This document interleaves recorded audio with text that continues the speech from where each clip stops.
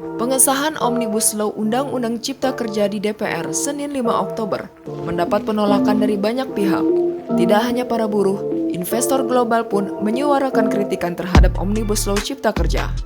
Sebanyak 35 investor global yang mengelola aset senilai 4,1 triliun dolar Amerika Serikat buka suara mengenai disahkannya Omnibus Law Cipta Kerja. Surat ungkapan keprihatinan yang dilihat Reuters itu dikirim para investor beberapa jam sebelum rancangan Undang-Undang Cipta Kerja disahkan menjadi undang-undang. Investor-investor itu antara lain Aviva Investors, Legal and General Investment Management, Church of England Pensions Board, manajer aset yang berbasis di Belanda Robeco, dan manajer aset terbesar di Jepang Sumitomo Mitsui Trust Asset Management.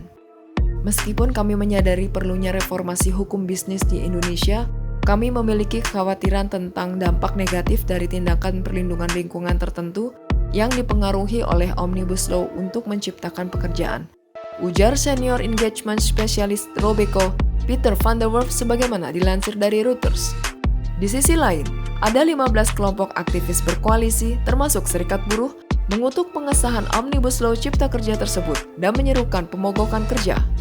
Tapi pemerintah bergeming dan berdalih, Omnibus Law Cipta Kerja tersebut diperlukan untuk memperbaiki iklim investasi dan merampingkan perizinan di Indonesia. Menurut para investor, perubahan peraturan untuk meningkatkan investasi asing ini sangat berisiko. Mereka berisiko melanggar standar praktik terbaik internasional yang bisa mencegah konsekuensi berbahaya dari kegiatan bisnis, bunyi surat tersebut. Sementara itu, dilansir dari The New York Times, para investor global mengeluarkan surat terbuka yang menyerukan pemerintah Indonesia mendukung konservasi hutan dan lahan gambut.